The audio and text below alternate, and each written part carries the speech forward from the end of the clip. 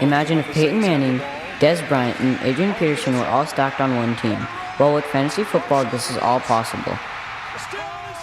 Fantasy sports is an online competition in which participants select real players from a team in a league and score points according to the actual performance of their selected players. Well, to win in fantasy football, you have to have your players score the most amount of points. So if you outscore the other team, then you win, and if you get enough wins, you can go to the playoffs and win prize money for the championship.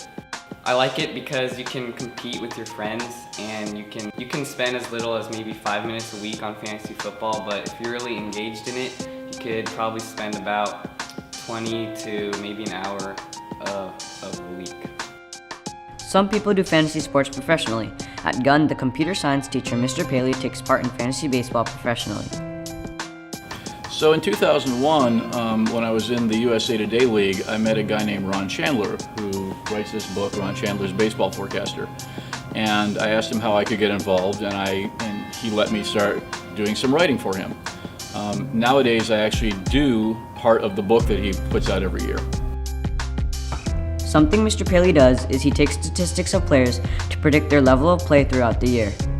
I'm looking at splits, which tells me left-handed versus right-handed. And one of the things that I found when I was looking at him was that 43 out of his 49 home runs happened to be when he was a left-handed hitter, and that he's actually much better as a left-handed hitter. You can also go and get news reports.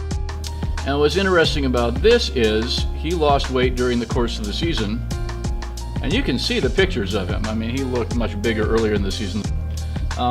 That's actually a big deal to a fantasy baseball person. And so that's the kind of thing that I do that adds value to the book. Whether you are looking for something to do with friends, or you enjoy the mathematical side of it, fantasy sports is something everyone can enjoy.